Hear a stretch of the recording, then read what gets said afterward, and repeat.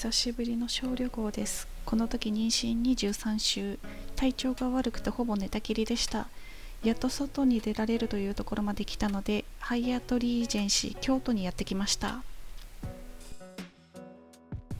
JR 京都駅からタクシーで約10分で到着。ホテルまで無料の片道タクシーサービスがあったので、そちらを利用させていただきました。妊婦にはとてもありがたかったです。和の伝統美を感じるデザイン講師です。とっても素敵です。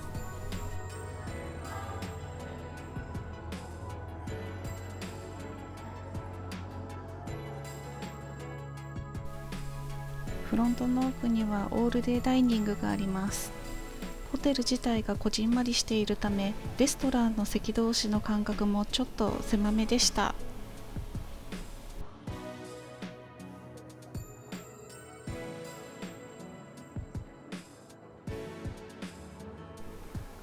一応ウェルカムドリンクということでしょうか。お水で一息します。ロビーフロアには螺旋階段があります。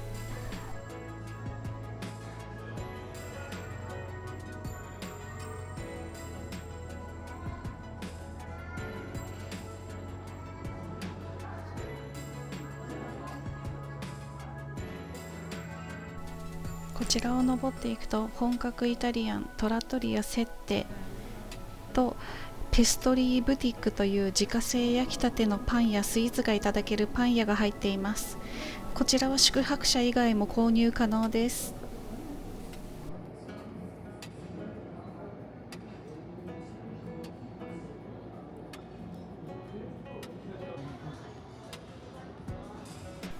パンが奥に並べられています。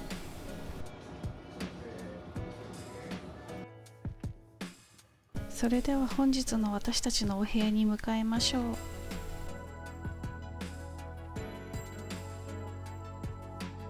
本日の私たちのお部屋はキングベッドルーム28平米、アメックスゴールドプリファードの更新特典で無料宿泊です。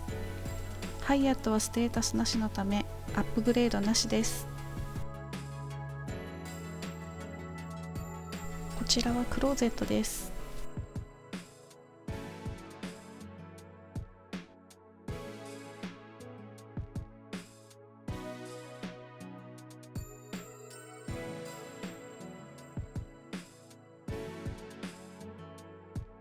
こちらは浴衣ですね。私たちが気になるスリッパですが、こちらはふかふかでした。私的には広すぎず狭すぎずちょうどいい広さのお部屋でした。ベッド上には江戸時代から大正時代にかけての美しい古布を使用したタペストリーが飾られています。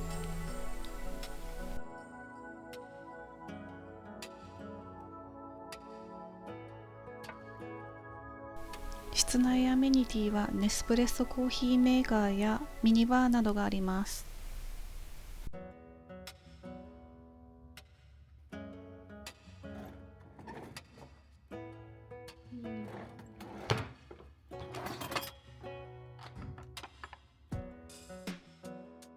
ティーはルピシアです。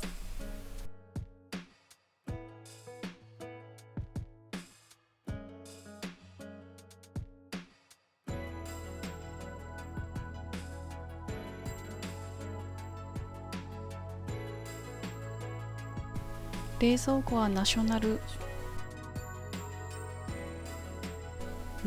とは懐かしいですね。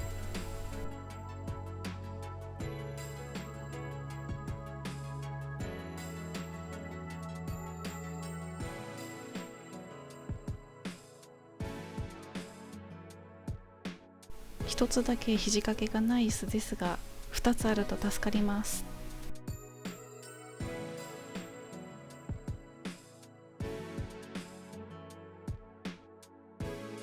この日近隣施設の工事をしていたので、耳栓が置かれていました。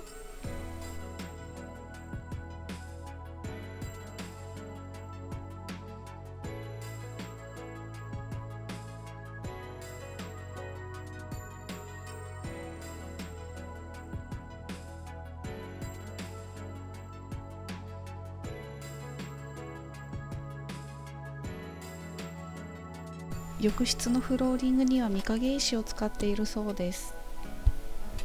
こちら結構深めのバスタブでした。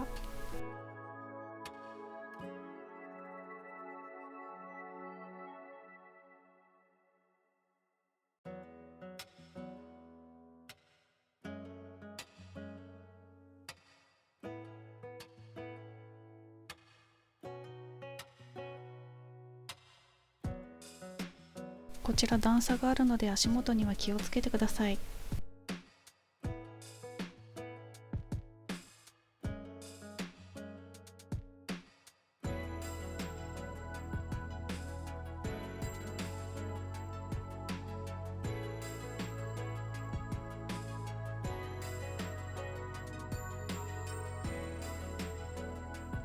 アメニティは一通り揃っています。ボディローションがありました。アメニティのサービスリクエストはアプリから依頼できます。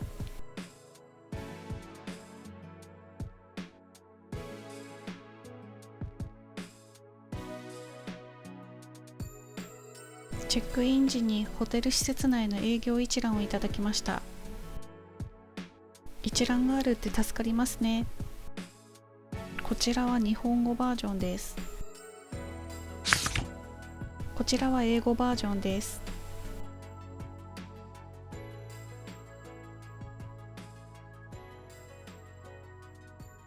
なんとここハイアットリージェンシー京都では無料で舞妓パフォーマンスを見れます。本物の舞妓さんの舞を見るのは初めてだったので、とてもいい経験ができました。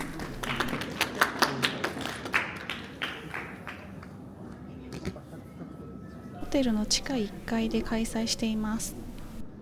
宿泊時は18時15分から、スパークリングワインかジュースをいただけます。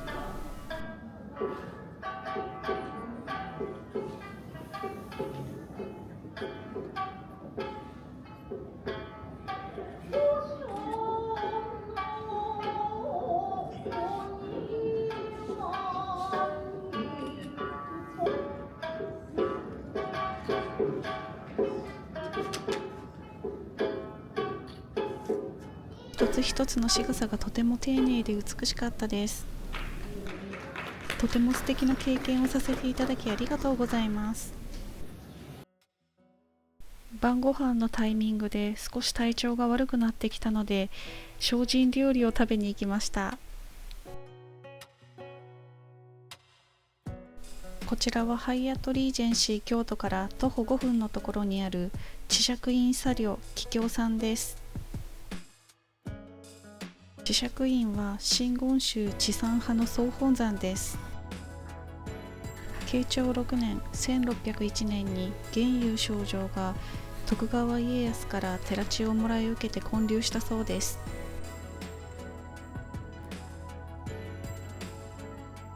私は精進御膳をいただきます。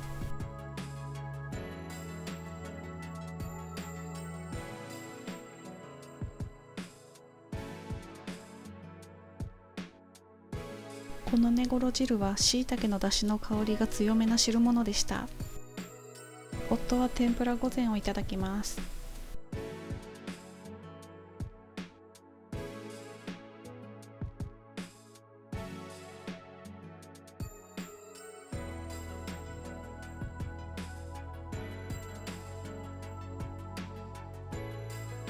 隣にはお土産物屋さんも入っていました。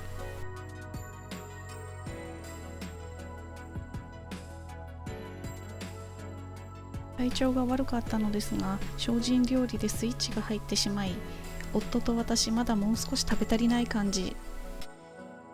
食欲という煩悩が発動してしまったので、ホテルのトラットリアセテへ行ってきました。ラストオーダーギリギリに入ることができました。こちらのホテルのスタッフの方がとっても丁寧で、とても嬉しかったです。マルゲリータとシチリアーナだったか、ピザが美味しくて手が止まらなかったです。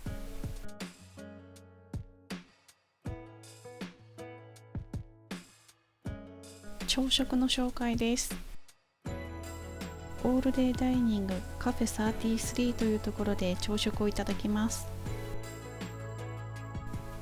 ブレックファーストブッフェまたは和朝食を選ぶことができます。和朝食を選んでもサラダとフルーツブッフェだけは利用できます。なのでサラダとフルーツは取ってきましょう。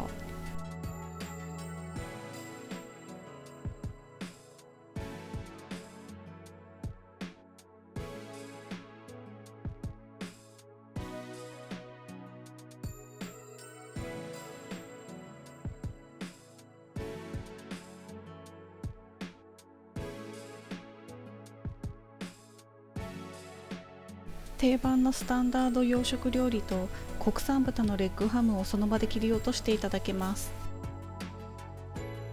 ハムの前には焼き鮭もありますね。ビュッフェの内容を見ると西洋料理も和食もあるので、和食にして和食限定にするよりもビュッフェを選んだ方がコスパがいいような気がします。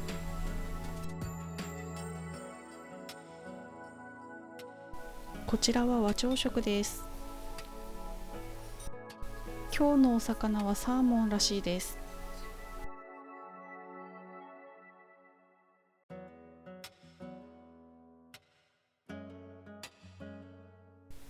夫が取ってきたもの美味しそうですね。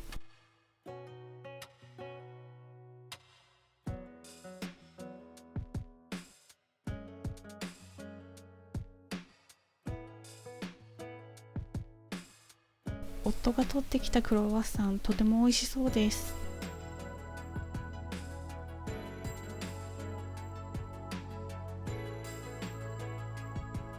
お米大好きです。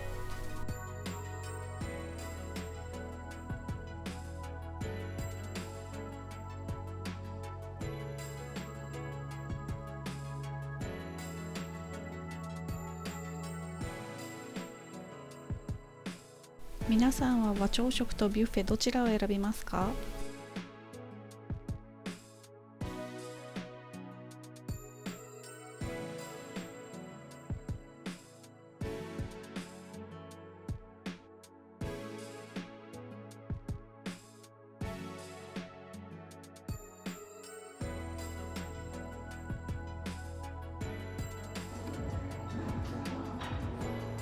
帰りにコーヒーを一杯持ち帰ります。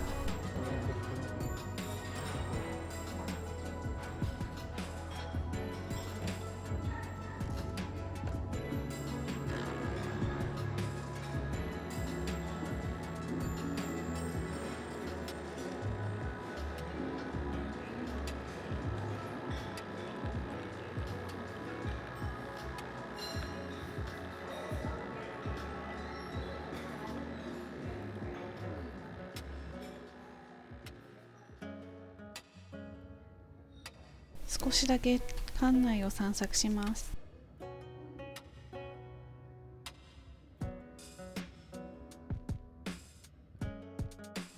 フォトスポットらしきエリアがありました。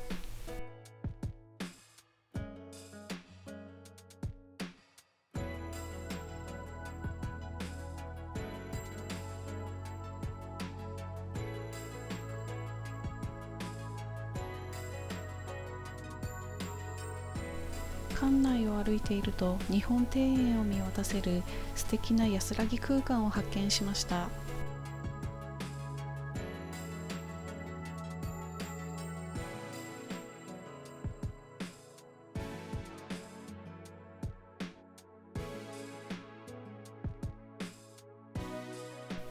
フィットネスジムの紹介です。ホテル宿泊者はジム、ロッカー、シャワー、サウナを無料で利用可能です。コンパクトながらも充実していますね。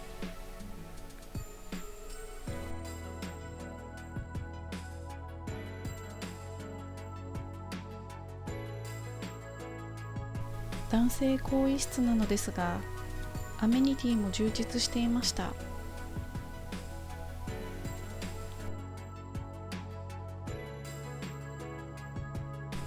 ホテルをチェックアウトして徒歩1分のところにある33間堂に行ってきました。ハイアットすぐそこだよ。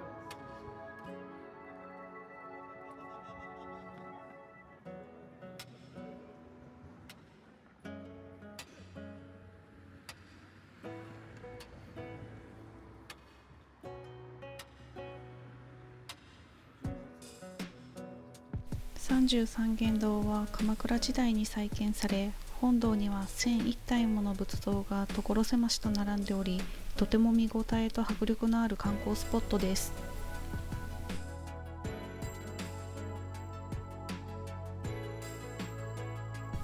ここから先の本堂は撮影禁止となっています。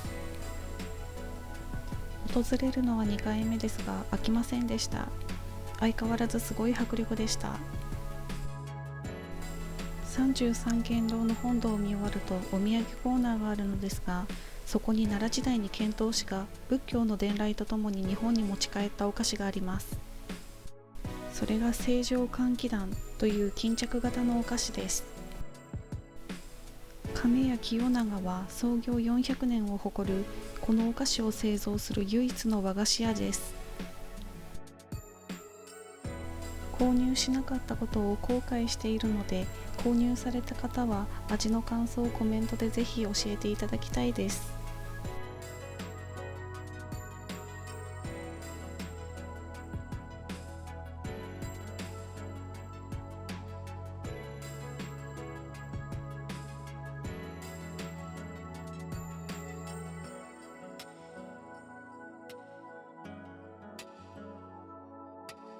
進んでいくと夜泣泉という泉がありました。僧侶が夢のお告げで発見した霊泉らしいです。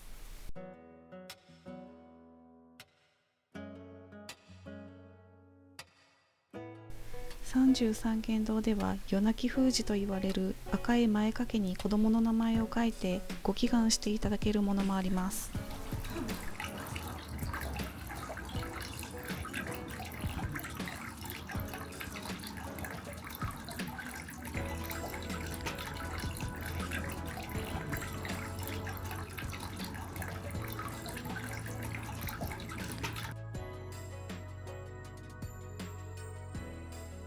いかがでしたでしょうか。